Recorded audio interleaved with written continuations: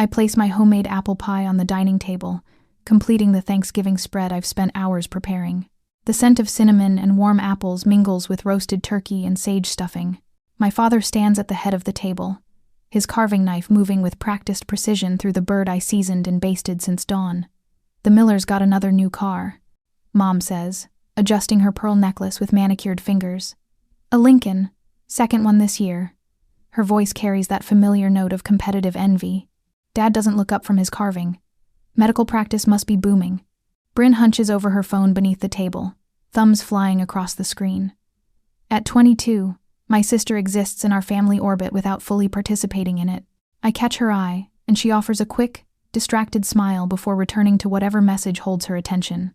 I straighten the lace tablecloth, the one I replaced last month after Mom complained about the old one looking tired. Pride warms my chest as I survey the meal. Despite working overtime at the consulting firm all week, I managed to prepare nearly everything myself. The turkey, the stuffing, even the cranberry sauce made from scratch rather than slid from a can. Dad sets down his carving knife with deliberate calm, the blade making a soft clink against fine china. He clears his throat, and something in his posture shifts. "When are you going to stop being such a leech, Sloan?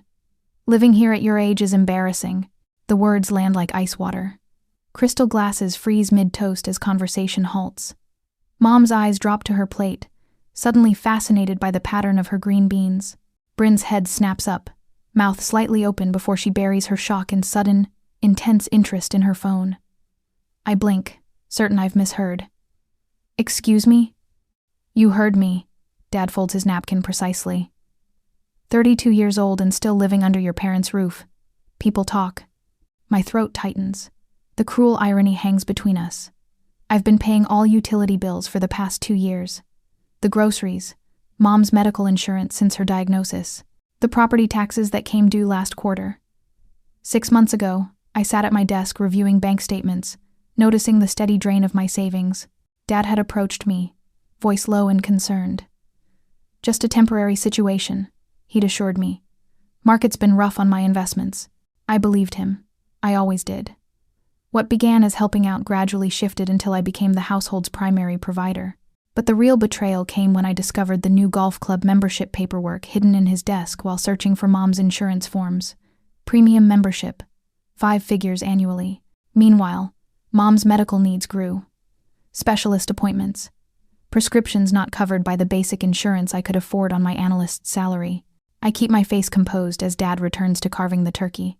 Mom prattles on about neighborhood gossip. My mind calculates with cold precision. $37,842 over 2 years. Every penny documented in spreadsheets I maintain with professional diligence. The memory surfaces of Dad's refusal to co-sign my apartment lease last spring. "Why waste money on rent when you have a perfectly good room here?" he'd argued. The same room where I now store financial records proving my contributions. Bryn glances at me occasionally, the only one who seems to sense the shift occurring beneath my calm exterior. My fork makes a single, deliberate tap against fine china as I reach my decision. "Is that what you really think, Dad?" My voice emerges quieter than intended, but steady. He waves dismissively. "You know it's time to stand on your own 2 feet. Warren, not at Thanksgiving." Mom's nervous laughter flutters between us. I set down my napkin. "Let me understand. I'm a leech because I live here, in the house where I pay the electric bill, the water bill, the heating oil, the property taxes, the groceries, and Mom's medical insurance." The silence stretches. Dad's knife pauses mid-slice. "I put a reminder on your calendar about the property tax deadline." I continue. "Did you think it magically got paid when you ignored it?" "The check had my signature, Dad. Just like the insurance premiums and the utility bills you keep forgetting about." Mom's face drains of color. Bryn stares openly now. Phone forgotten. I stand, smoothing my skirt. "Enjoy the meal. I made it myself after all." I walk to my bedroom with measured steps, closing the door softly behind me. Through the walls, I hear conversation gradually resume, muted voices returning to the comfort of pretending nothing has changed. My hands tremble as I open my laptop. One by one, I begin canceling automatic payments, the utility accounts, the insurance premiums, the subscription services that keep the household running. Each confirmation email arrives with a small ping that sounds like freedom. On my nightstand, a family photo stares up at me. Mom, Dad, Bryn and me, at the lake house 3 summers ago. With deliberate care, I turn it face down. A single tear slides down my cheek. I allow myself this moment of weakness before wiping it away with the back of my hand. I open my closet and pull out the suitcase stored at the back. It's time to pack. I wake before dawn, my body alert despite sleeping only 3 hours. The house remains silent as I slip from my bedroom carrying 2 suitcases. My footsteps on the carpeted hallway make no sound, a skill perfected over years of late nights working while everyone slept. The trunk of my Camry opens with a soft click. I place each bag inside with deliberate care, arranging them to maximize the limited space. 3 trips to the car, and I've transferred only what matters most. Grandmother's patchwork quilt, 4 photo albums documenting my childhood, and documents proving my financial contributions to this household. Practical items, clothes, toiletries, laptop follow. In the kitchen, my gaze lingers on the coffee maker I bought last Christmas, the stand mixer from my bonus check, the copper pots that cost a week's salary. I leave them all. They belong to this house now, physical reminders of my absence. Back upstairs, I pause outside Bryn's door. My hand hovers, uncertain. We were close once, before college and adulthood pulled us in different directions. Behind this door, my sister sleeps, unaware her life is about to change. The note in my hand contains my new phone number and 3 words: call if needed. I slide it under her door, watching the white edge disappear into darkness. The front door doesn't creak when I pull it closed. No dramatic final look, no tearful goodbye, just the soft thud of the latch catching and the weight of my car keys in my palm. As I back out of the driveway, the sky begins its slow transition from black to navy. Fitting, this isn't an ending, just a different kind of beginning. 20 minutes later, I park in front of Eleanor's ranch house on Maple Street. The porch light flickers on before I reach the steps. Eleanor appears in the doorway, her silver hair loose around her shoulders, eyes alert despite the hour. "You made the right choice," she says simply, stepping aside to let me enter. The contrast between this welcome and last night's dismissal tightens my throat. Eleanor was my high school English teacher, then mentor, finally friend. When I called her at midnight, her response was immediate. "The guest room is ready." That room, small with faded floral wallpaper and a twin bed, becomes my sanctuary. Eleanor helps me carry in my bags, asking no questions about what I left behind or what happens next. Something cold and wet nudges my hand. Rusty, Eleanor's golden retriever, presses his head against my palm, tail sweeping the hardwood floor. For the first time since Thanksgiving dinner, my lips curve upward. The smile feels foreign on my face. "He always knows who needs him most," Eleanor says, handing me a towel. "Bathroom's down the hall. Rest now. Everything else can wait."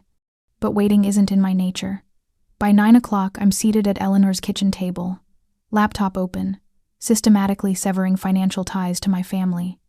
I remove my name from utility accounts, cancel automatic payments, and document everything in a spreadsheet titled Financial Independence. No forwarding address, I tell the Postal Service representative on the phone. My mail will remain at a ghost address, unreachable. With each digital cut, my breathing comes easier. Only one connection remains: Bryn. I keep her contact when I change my phone number, a single thread I can't bring myself to break. Eleanor sets a mug of black coffee beside my computer, saying nothing as I work. Her silence offers more comfort than any platitudes could. When tears threaten, she slides a box of tissues within reach without comment. The notifications begin arriving by afternoon. Warren's truck payment due in 3 days. Property tax on the family home second notice. Medical insurance for Judith cancellation pending. "They've been using your credit all along," Eleanor says, finally breaking her silence as she reads over my shoulder. Her hand rests on my shoulder, warm and steady. "They didn't just take advantage, honey. They built their lives on your back." The truth of her words sits heavy between us. I've suspected for months, but seeing the evidence assembled makes it undeniable. Years of financial manipulation documented in black and white. Day 3 brings the first consequences. A text from Bryn. "Internet's out. Did you forget to pay it?" Day 5. Judith's voicemail from an unknown number, voice trembling. "My appointment was canceled. The insurance company says coverage lapsed. Please call me back, Sloan." Day 7. Warren's email arrives with the subject line, "Fix this now." The body contains a single sentence. "You've made your point. Now clean up this mess you've created." I respond only to Bryn, brief explanations without emotion. The others I file away, evidence of the aftermath. Shopping for myself alone feels strange, liberating, and sad simultaneously. I stand in the grocery aisle, realizing I've never considered what I actually like to eat. Always planning meals around Warren's preferences, Judith's diet restrictions, Bryn's pickiness. I buy ingredients for a simple pasta dish and cook it in Eleanor's kitchen. One serving. No leftovers. No complaints. Later, Eleanor takes me to her backyard garden. "Digging in dirt heals faster than thinking too much," she says, demonstrating how to plant tulip bulbs for spring. The rhythm of work soothes my racing thoughts. That night, I start a journal, recording feelings I've suppressed for years. On the final page, I calculate exactly how much I need to save for my own apartment. 6 weeks, maybe less. For the first time in years, I sleep without waking to check my phone for family emergencies. Without the weight of others' needs pressing down, my body remembers how to rest. 2 weeks into my self-imposed exile, the calls begin. At work, unknown numbers flash on my office phone with increasing frequency. I let them ring through to voicemail, each one a small earthquake disturbing the fragile peace I've constructed. "You have 17 new messages," my phone system announces in its robotic voice. My finger hovers over the delete button when my personal cell vibrates. Bryn's name appears with a text that makes my stomach clench. "Dad is drinking more. Mom won't stop crying. Please call them." I set my phone face down on my desk, the screen's glow disappearing like a snuffed candle. My spreadsheet swims before my eyes, numbers blurring into meaningless patterns. The financial models I'm developing for Johnson Manufacturing suddenly seem trivial compared to the collapse happening across town. My work email pings. Subject line, "Final notice, power termination." The utility company has forwarded their communication to my work address. Clever. They found me where I couldn't hide. "Sloan?" My colleague Denise peeks around my cubicle wall. "Are you okay? You look like you've seen a ghost." "Just a difficult client," I lie, minimizing my email window. "Nothing I can't handle." But the ghosts keep coming. That afternoon, my phone lights up with an unfamiliar number. Uncle Robert. I answer before thinking. What kind of daughter abandons her parents? His voice slashes through the professional quiet of my workspace. "After everything they've sacrificed for you." I step into the stairwell, my voice tight. "You don't know the whole story, Robert." "I know enough. Your father told me everything. 32 years old and too selfish to help your family through rough times." The irony burns like acid. Ask him about the golf membership he bought while I paid Mom's medical bills. Silence stretches between us. Then, "You always were difficult." The line goes dead. I lean against the concrete wall, its coolness seeping through my blouse. Back at my desk, I open Facebook to find, "Mom has been busy." Her post glows on my screen. "Heartbroken when children forget the 4th commandment. Honor thy father and mother." Comments flood beneath it. Sympathy. Outrage on her behalf. People I've known since childhood calling me ungrateful. "Sloan, do you have a minute?" My supervisor stands at my cubicle entrance. "There's been some concern about your focus lately." The following evening, I sit in a warm office with cream-colored walls. Eleanor arranged this appointment, gently placing the therapist's card in my hand over morning coffee. "Just talk to her once," she said. "For me." Dr. Marcia Friedman watches me with steady eyes as I recount the past 2 years. The slow drain of my savings, the discovery of Dad's golf membership, the Thanksgiving confrontation. "You know what this is, don't you?" she asks when I finish. "Abandonment," I whisper, voicing my deepest fear. "No." Her voice is firm. "This isn't abandonment. This is establishing boundaries. There's a profound difference." Something loosens in my chest. A knot I've carried since childhood begins to unravel. That night, I browse apartment listings online. A small 1-bedroom catches my eye. Nothing fancy, but the windows are large, and it has a tiny balcony. I check my bank balance, surprised by the growth since I stopped supporting 4 people. For the first time since leaving, I don't check my phone before sleep. The next morning, my boss calls me into his office. I prepare for reprimand, maybe termination. Instead, he slides a folder across his desk. "This has been in the works for months," he says. "Senior financial analyst. 15% increase. You've earned it." The ground beneath me feels suddenly solid. 3 days later, that foundation cracks. Standing at the coffee station, I watch through the glass lobby doors as a familiar Lincoln pulls into the parking lot. Dad emerges, his normally immaculate appearance disheveled, his golf polo untucked, hair uncombed. "I need to see my daughter." His voice carries through the lobby. "Sloan Whitaker." My coworkers turn toward the commotion. I freeze, coffee pot suspended mid-pour. "After all we've done for you," he shouts when he spots me through the glass partition. "Is this how you repay family?" Security appears, 2 men in navy uniforms flanking him. Dad's face reddens as they speak in low tones. He jabs a finger toward me before they escort him outside, his shoulders slumped in a performance of dejection. "Family troubles happen to everyone," my boss says quietly, appearing beside me. "Take the time you need." My phone buzzes with Bryn's warning. "Dad found Eleanor's address. Be careful." My fingers tremble as I call the local police department. The dispatcher's voice is matter-of-fact as she takes my information. "We'll increase patrols in the area," she promises. "Call immediately if he appears." Sunday morning, Eleanor's doorbell rings. I peer through the peephole, expecting Dad's angry face. Instead, 4 women from Eleanor's church stand on the porch, casserole dishes in hand. "We're your protection detail," announces Martha, a silver-haired woman with sparkling eyes. No one gets past us without an invitation.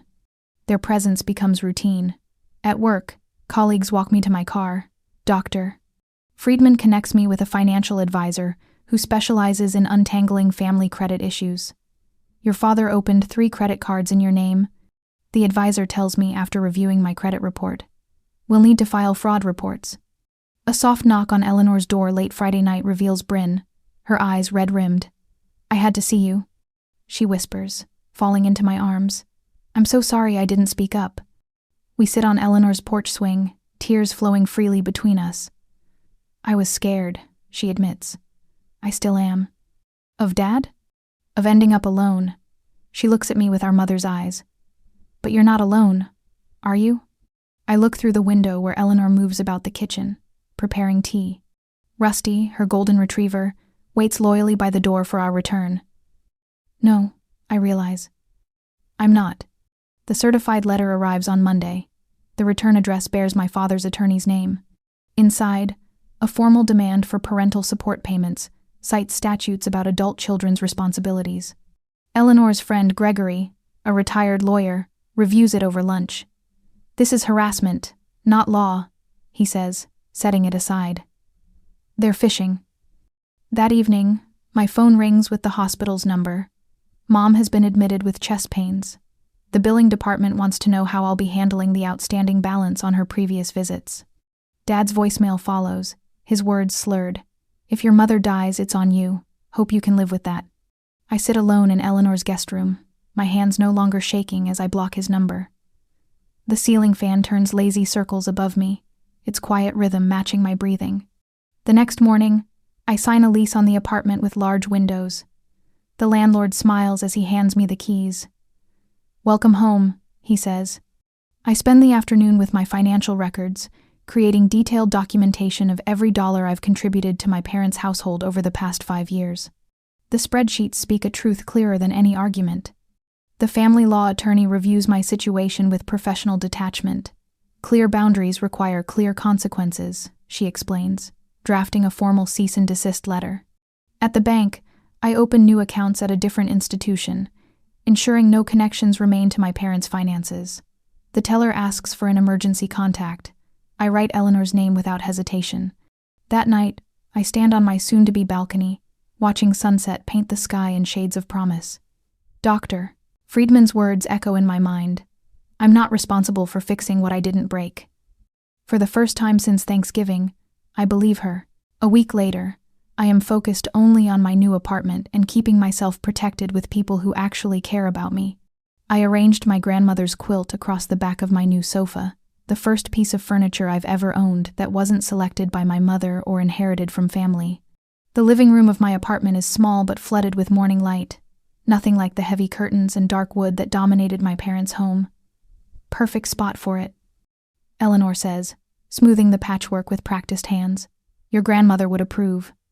Eleanor insisted on helping with my arrangements, arriving at dawn with a paper bag containing 3 items.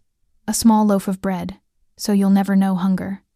A container of salt, so your life will always have flavor. And a new broom, to sweep away troubles. These traditions matter, she said when I questioned the ritual, especially when you're starting fresh. Starting fresh. The phrase echoes as I hang a photograph of Bryn and me at her high school graduation, one of the few pictures I've brought that doesn't include my parents. The wall looks strangely bare with just 3 frames, but there's something liberating about the emptiness. The doorbell interrupts my thoughts. Eleanor peeks through the peephole and her shoulders tense.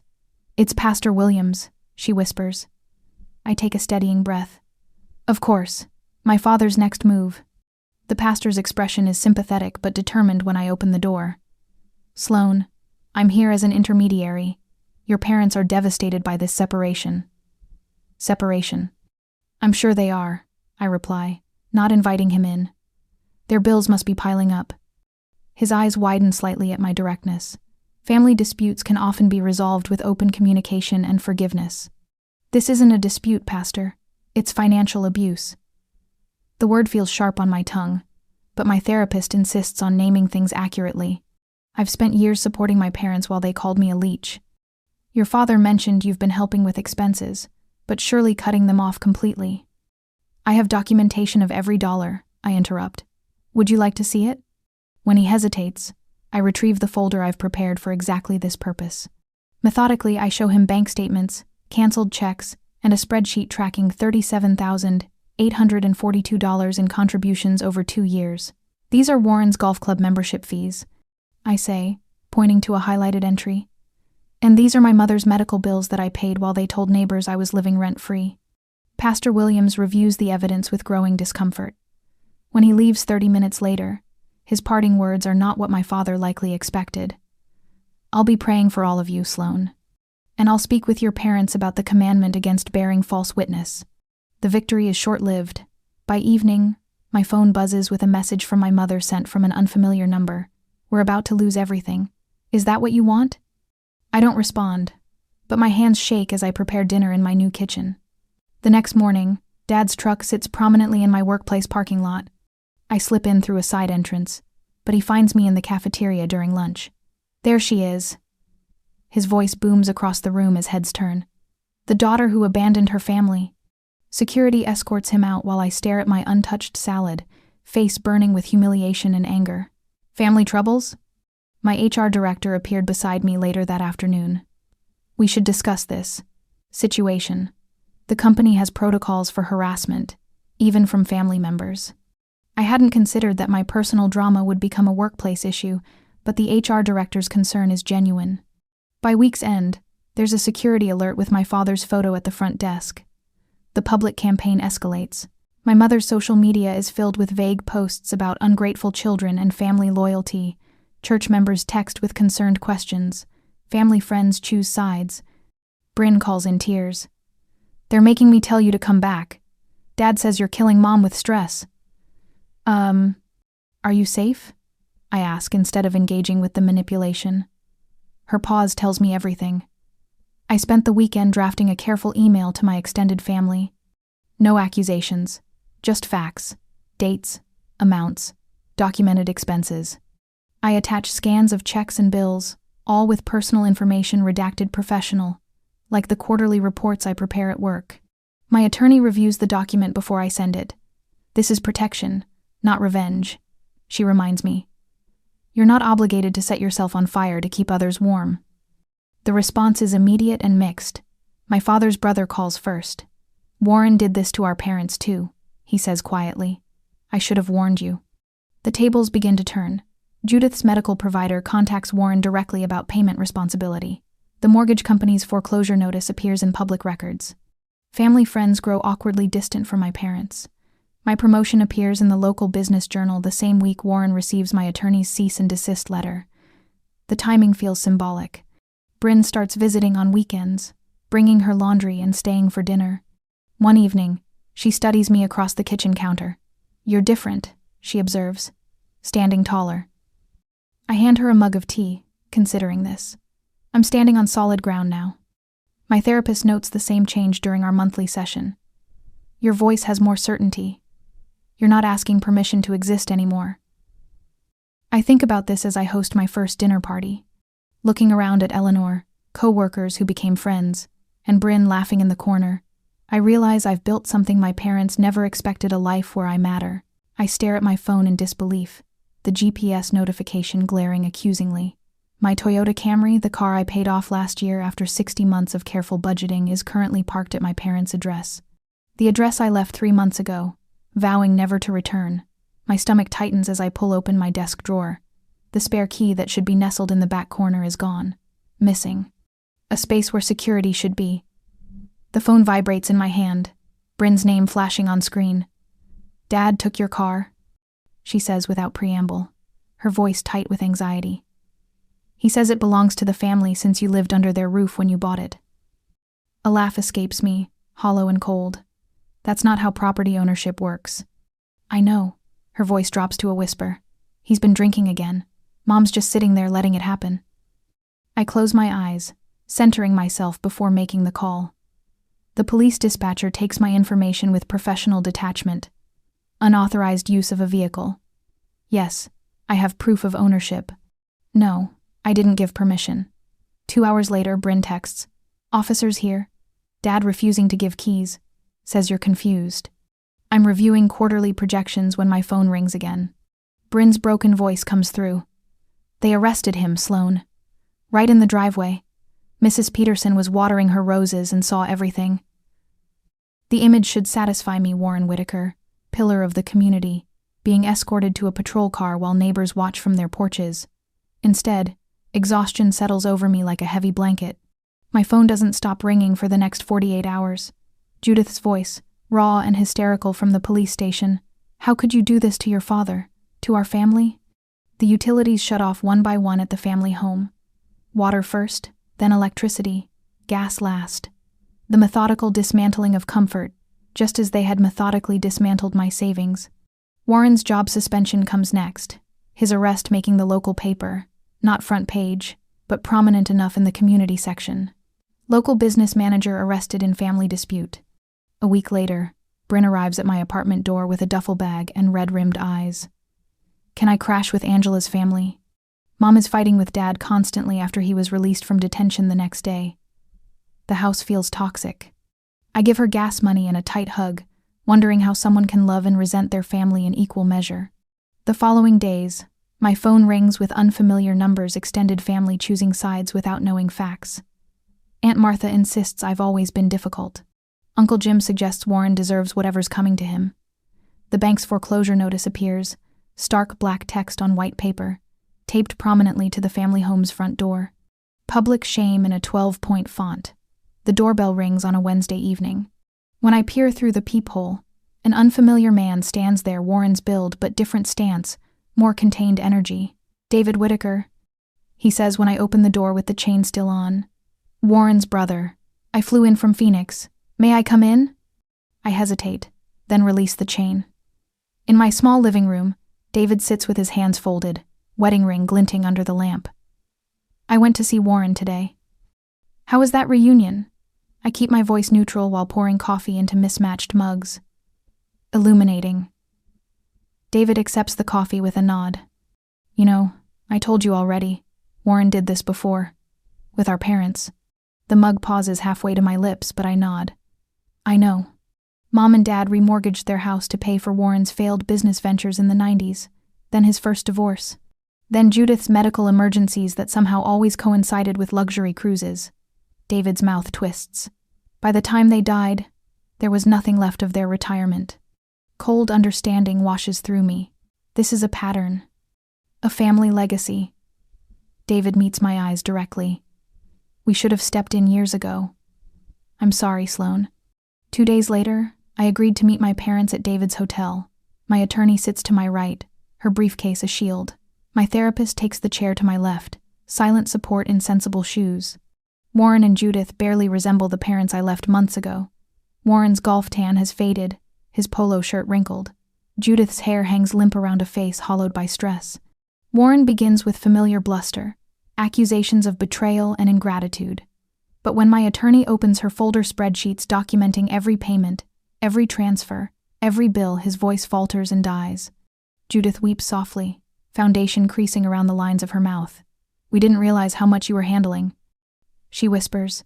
"You didn't want to realize," I corrected her gently. David slides hotel stationery across the table. We draft terms on cream-colored paper, a repayment plan, no contact boundaries, mandatory financial counseling. In days to come, the community fractures along predictable lines after the story runs. Church members split between Team Warren and Team Sloan. Warren's termination letter arrives via certified mail. Family friends deliver casseroles to Judith but avoid Warren entirely. The for sale sign appears in front of the family home, a white flag of surrender. I donated $500 to the community center's family financial counseling program, finding strange comfort in funding resources I never had. The final confrontation comes unexpectedly one Thursday evening. I'm returning from work when Warren appears in my apartment lobby, shoulders slumped, face gray with defeat. He holds out his hand, palm up. Judith's wedding ring gleams there, antique gold with a modest diamond. "Payment," he says hoarsely. "That's all I have left." I look at the ring, then at the stranger my father has become. "This isn't about things, Dad. It's about respect." His hand trembles, the ring catching the lobby light. "Get help. Make amends. Then maybe we can talk." I walk past him toward the elevator, my steps measured and calm, my back straight. The doors slide closed between us with quiet finality. A year has passed after that awful Thanksgiving when I left my family. Today, things are different. I place the golden brown turkey at the center of my dining table, the ceramic platter a housewarming gift from Eleanor. Sunlight streams through the windows of my apartment, catching the steam rising from the perfectly roasted bird. "Need any help with that carving?" David asks, hovering nearby with an offered hand. "I've got it," I reply, picking up the knife with steady confidence. The weight feels right in my palm as I make the first precise cut. Last Thanksgiving flashes briefly in my mind, Dad's carving knife, his cruel words, my world collapsing. I push the memory aside and focus on the present. Around my modest table sit the people who stood by me when I needed them most. Eleanor beams with grandmotherly pride from her place of honor. Beside her, Bryn chatters excitedly about her freshman college courses, her face brighter than I've seen in years. David and his wife Karen exchange knowing glances as they pass the cranberry sauce, the homemade kind, not from a can. The empty chairs where Mom and Dad might have sat remain conspicuously vacant.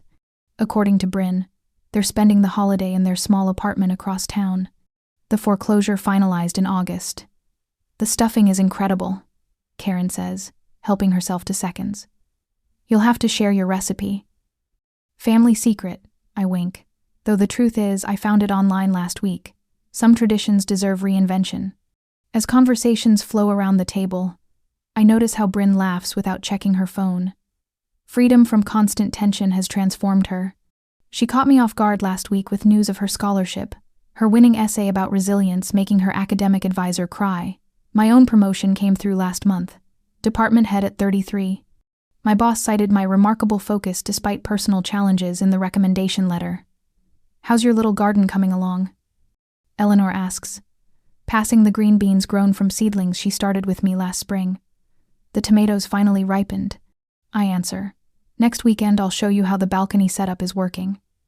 My therapy sessions have tapered to monthly check-ins. Dr. Mitchell says my progress is exceptional, though I still flinch sometimes when the mail arrives. Old habits die hard, but my credit score has nearly recovered. Yesterday, I opened an envelope without that familiar twist of dread in my stomach. After pie, Bryn helps me clear dishes while David and Karen entertain Eleanor with stories about their grandson. In the kitchen, Bryn's expression grows serious. "Mom sent a birthday card last month," she says quietly. "Did you get yours?" I nod. The card led to a cautious coffee meeting at a neutral cafe downtown. Mom's hands trembled around her mug as she whispered, "I failed you by staying silent." The admission cost her visibly. "She's trying," Bryn continues. "Dad still won't acknowledge anything, but she island. Forgiveness doesn't mean returning to how things were. I reply, the words practiced from therapy. But it doesn't prevent moving forward either. Later, after goodbyes and promises to gather again for Christmas, I stand alone in my kitchen. The satisfaction of hosting a holiday built on genuine connection settles around me like a comfortable sweater. My phone chimes with a text from Mom. Thank you for helping Bryn. You're a good daughter.